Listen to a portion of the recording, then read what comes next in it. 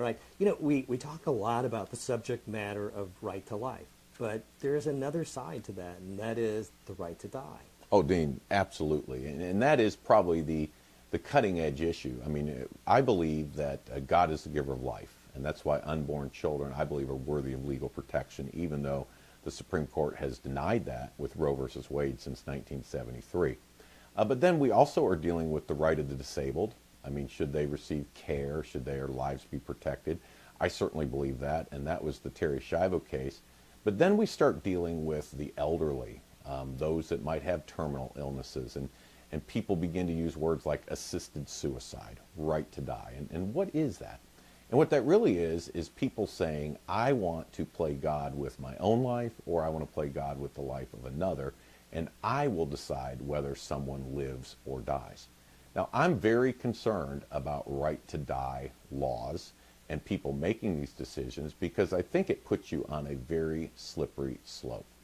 We do know that a person is going to die whenever God makes the decision that it's time for them to go. None of us have a guarantee on our next breath.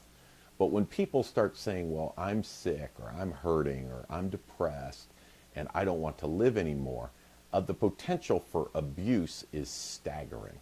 And certainly we can see horrific scenarios, someone with painful cancer and they're right on the edge of death. Well, we have medicines where they're comfortable and they're allowed to die naturally. Those are not the scenarios that concern me the most. What concerns me is someone that is depressed or gone through a personal situation or crises or lost a job or come back from war or maybe had a brain injury from a car accident and now all of a sudden they don't want to live anymore. And who makes those decisions? And in the United States of America, we always defaulted to protecting and preserving innocent life. And I think when you erode that first liberty, the protection of innocent life, you're putting all our other liberties in jeopardy. And remember, too, if you're a senior adult, the government has a conflict of interest. They're paying Social Security, they're paying Medicare, and they're deciding whether you live or die. So really, financially, many times, if you start looking at things just from a utility perspective, you could make the case that it's just not worth hundreds of thousands or even millions of dollars for this person to live another 3, 4, 5 years. But I think those are very dangerous discussions to have. They run violative of the scripture. They're against what our founding fathers intended, but that's a dangerous, slippery slope that we're now entering into, where people, including government officials, make the determination who has the right to live and who should die. Presently, are there any states where there's challenge that are starting to at least open the door to the potential of a person choosing to die? Yes, there are states that have legalized it. Most prevalent is Oregon, but also it has occurred in Washington, Montana, California has legislation that's working through.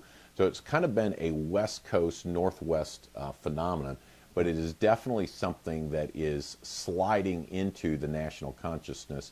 And then also remember one other thing, and this was in the Terry Schiavo case here in Florida. Food and water, nourishment, hydration is now viewed as life support. So there are many people across the state of Florida that are prematurely allowed to die because their IV is removed, their feeding tube is removed, their nourishment and hydration.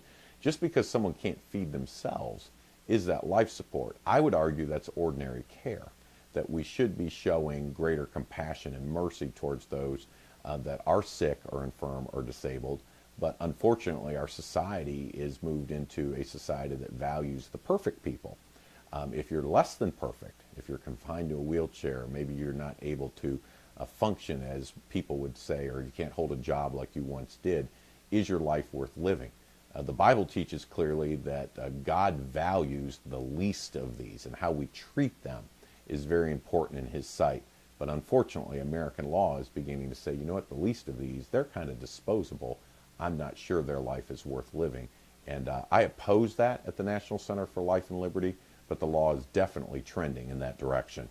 At least as it relates to the southeastern United States, from Texas through Florida, the status of the law concerning right to die. Is there any legislation or any laws that pastors should be concerned about?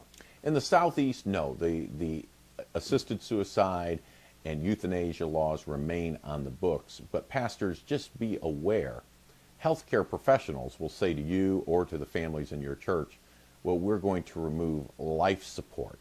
And I might just encourage you to ask the question, is that food and water, or is that some type of mechanical assistance? Because oftentimes now the healthcare officials will allow you to end the life of your loved one without really violating the law, because it's not a proactive death. But the removal of food and water can actually be a slow, painful death for those you care about. And so I just encourage folks, don't expect the healthcare industry or the government to default to protecting life like they once did. Now, I'm going to flip right back now to the right to life. Tell me, the decision that everyone knows, and you even mentioned it, Roe v. Wade. Is there a possibility? Is there a chance? And I hear pastors and Christians ask this over and over again. When is it ever going to be overturned? What's your response? I would love to see Roe versus Wade overturned. That's the case in 1973 that legalized abortion and invented and sort of cemented the right to privacy in American law. Most constitutional scholars do not see it being overturned. What they see it happening is kind of being eviscerated a little bit at a time. Why? We've had medical advances since 1973. People have a greater awareness. The internet provides more information. People can see ultrasounds and other things. I mean, most people understand there's a baby there, there's life there, and even allowing the recognition that life can continue earlier and earlier in the pregnancy outside the womb has people questioning the wisdom and the legal basis for Roe versus Wade. But there is not right now a move. There are folks that try to get personhood amendments or other things up that would challenge Roe versus Wade. But right now, most scholars see it being kind of chipped away at.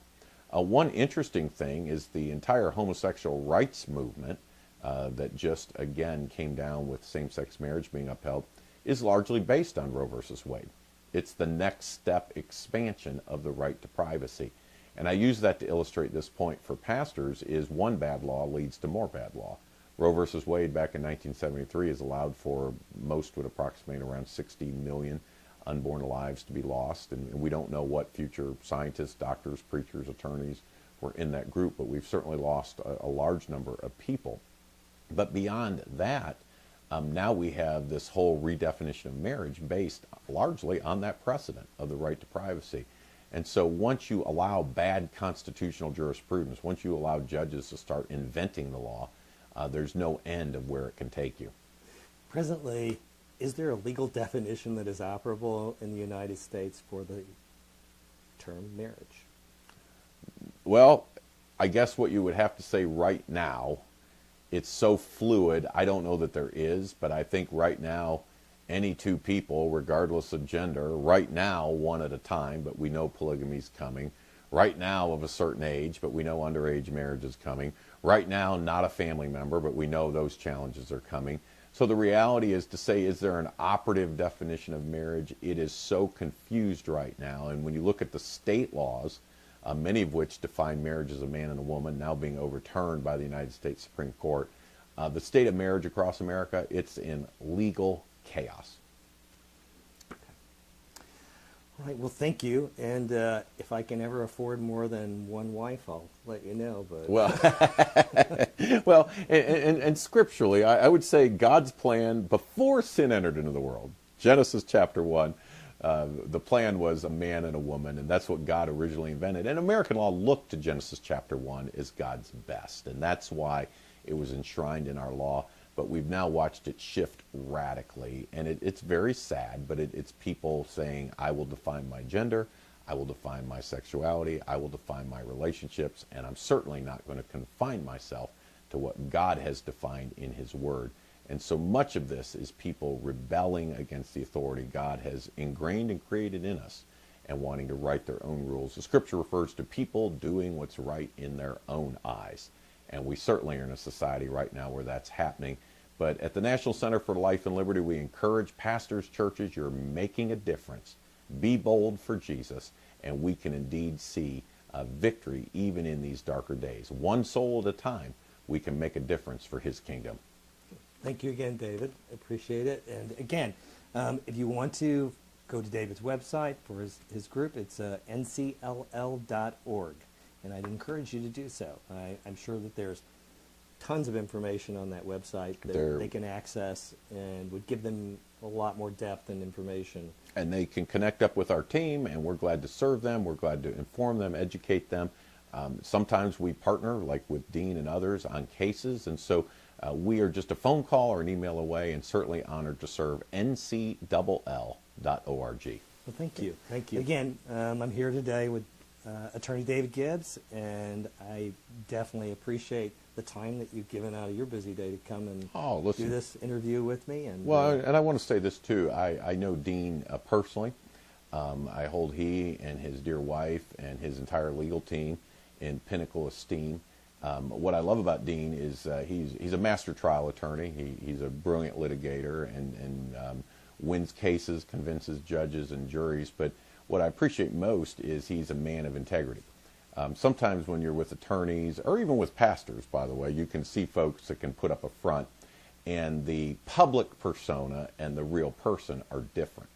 What I appreciate about Dean is the Christian he presents himself to be in public is also the Christian that he is in private. And he's a man who doesn't just do work for God, he is a man of God and does it in a way that pleases him. And again, I'm honored to partner with him, his law firm, his team, and believe very strongly in what he does. And if you have a situation where the Burnetti law firm or Dean himself can serve you, your church, or someone in your church, I would give him my overwhelming recommendation. He'll be in excellent hands because it's a brilliant attorney taking the case, but also a good Christian that will do the right thing. And so, Dean, it's my joy to be with you, believe in you, and excited about what you're doing for God and across the state of Florida. All right. Thank you very much.